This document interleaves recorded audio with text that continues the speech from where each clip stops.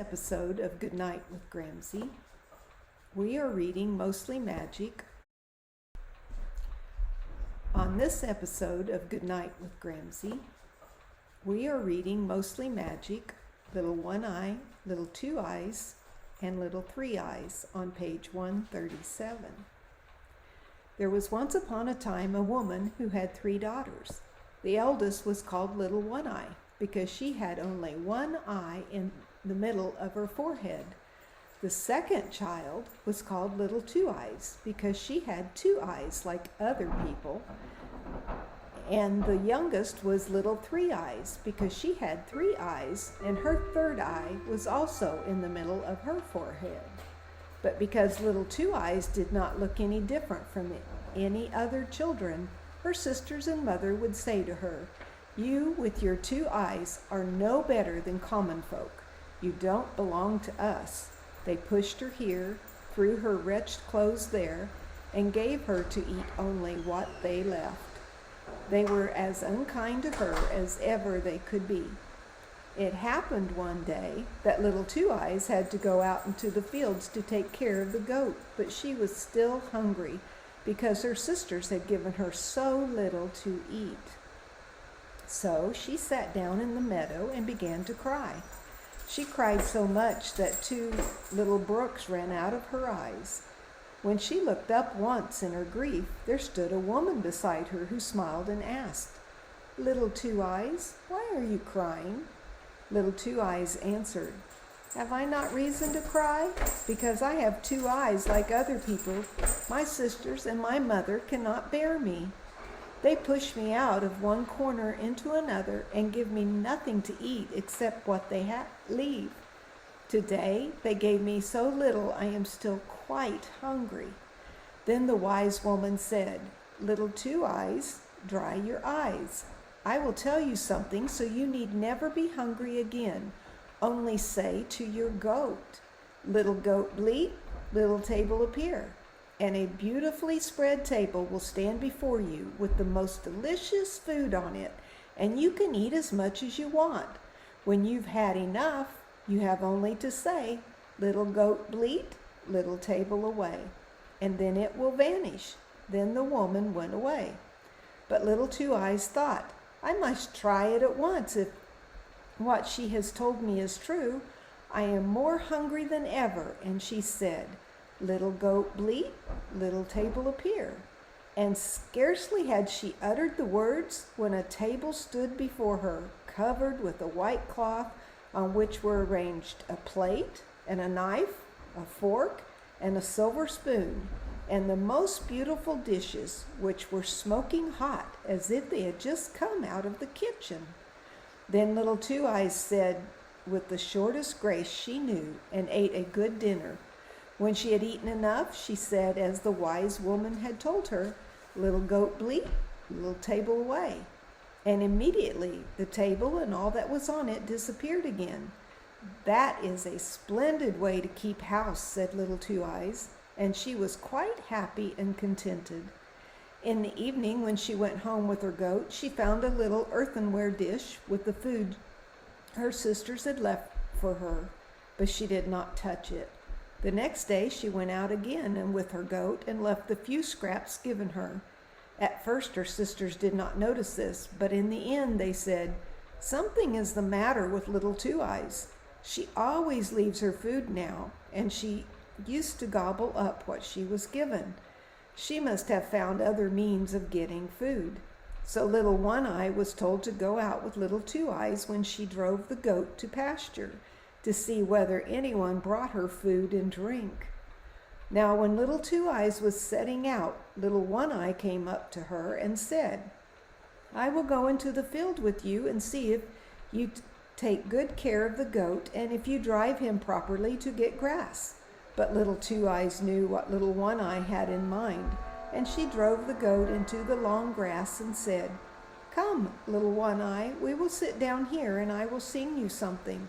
Little One Eye sat down. She was tired by the long walk to which she was not used to, and by the hot day. And when Little Two Eyes went on singing, "Little One Eye, are you awake? Little One Eye, are you asleep?" She shut her one eye and fell asleep. When little Two Eyes saw little One Eye was asleep, she said, "Little goat bleat, little table appear," and sat down at the table, and she ate and drank as much as she wanted. Then she said again, "Little goat bleat, little table away," and in a twinkling of an eye all had vanished. Little Two Eyes then woke little One Eye up and said, "Little One Eye, you meant to watch, and instead you went to sleep. In the meantime, the goat might have run far and wide. Come, we will go home." So they went home, and little Two Eyes again left her little dish untouched. Little One Eye could not tell her mother why, and said as an excuse, "I was so sleepy out of doors." The next day the mother said to little Three Eyes, "This time you shall go with little Two Eyes and watch if anyone brings her food and drink." So little Three Eyes went to little Two Eyes and said, "I will go with you and see if you take good care of the goat and if you drive him properly to get grass." But little Two Eyes knew what little Three Eyes had in mind. She drove the goat out in the tall grass and said, "We will sit down here, little Three Eyes, and I will sing you something." Little Three Eyes sat down. She was tired by the walk and by the hot day. And little Two Eyes sang the same little song again. "Little Three Eyes, are you awake?" But instead of singing as she should have, "Little Three Eyes, are you asleep?" she sang without thinking, "Little Two Eyes, are you asleep?" And she went on singing, "Little Three Eyes, are you awake? Little Two Eyes, are you asleep?" The two eyes of little Three Eyes fell asleep, but the third, which was not spoken to in the little rhyme, did not fall asleep. But of course little Three Eyes shut that eye also, to look as if it were asleep. But it was blinking and could see everything quite well. When little Two Eyes thought little Three Eyes was sound asleep, she said her rhyme, "Little goat bleat, little table appear." And she ate and drank to her heart's content, and then made the table go away by saying, "Little goat bleat, little table away." But little Three Eyes had been seeing everything. Then little Two Eyes came to her and woke her and said, "Well, little Three Eyes, have you been asleep? You watch well. Come, we will go home." When they reached home, little Two Eyes did not eat again, and little Three Eyes said to the mother, "I know now why the proud thing eats nothing.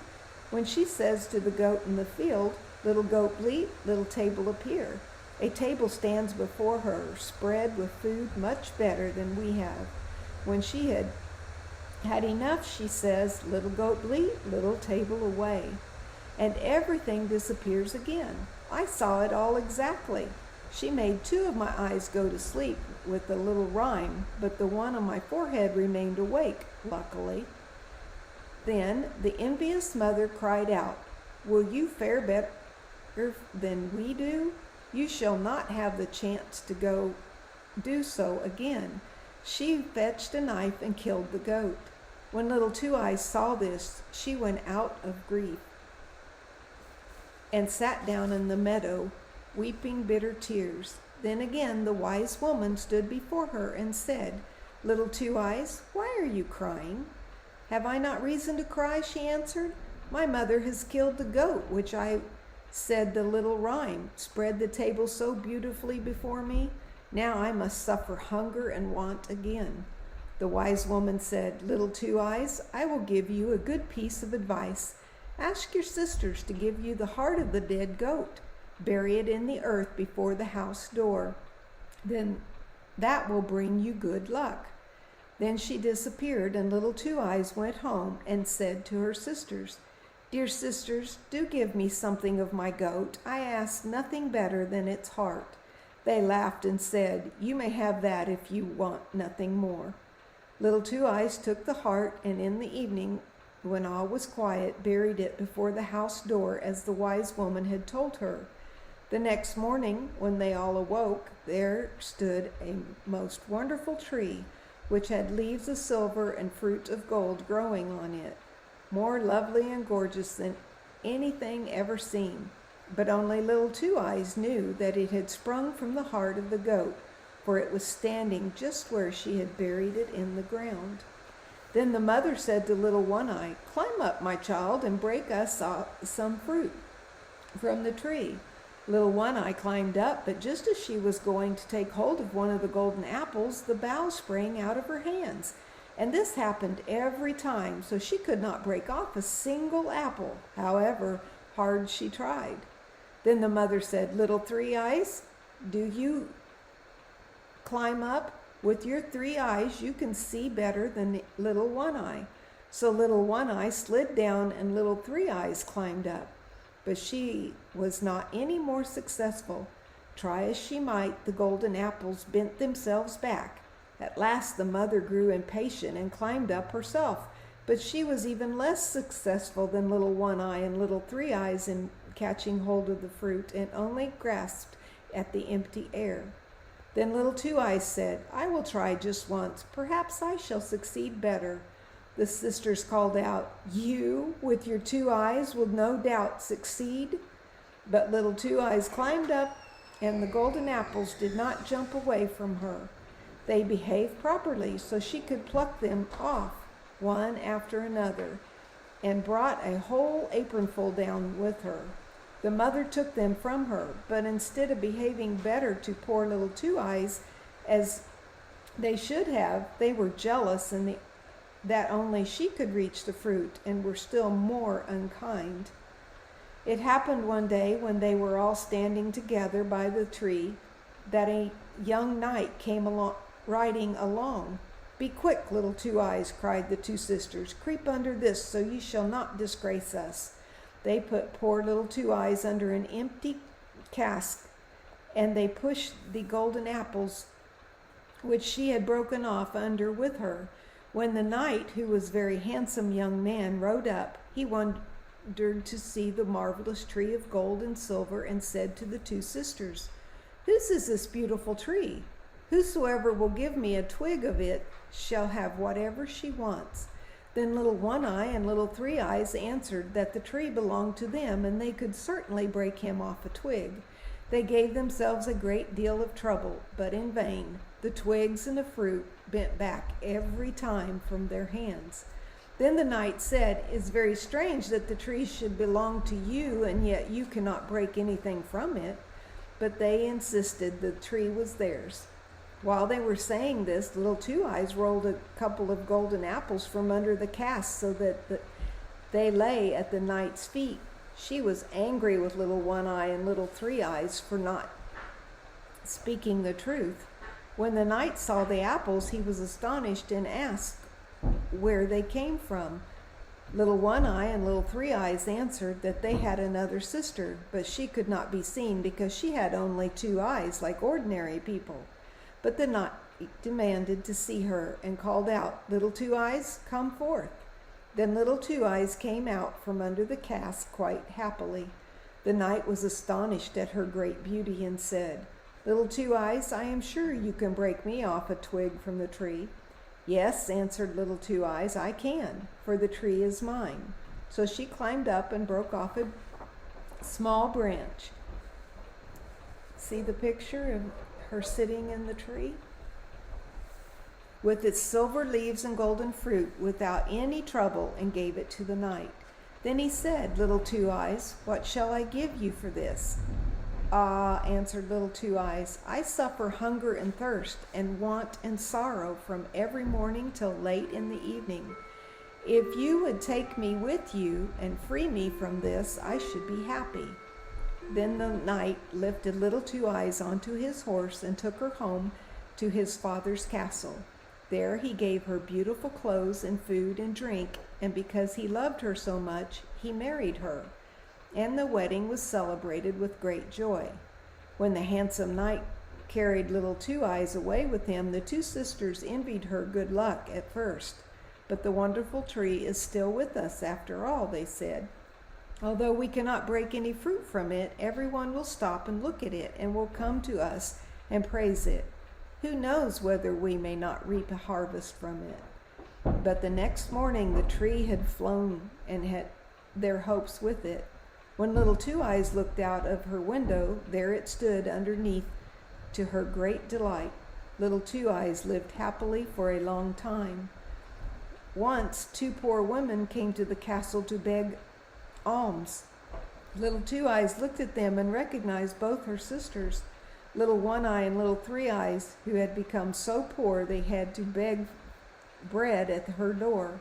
But Little Two Eyes bade them welcome and was so good to them they both repented from their hearts of having been so unkind to their sister. Well, that's it for this episode. Hope to see you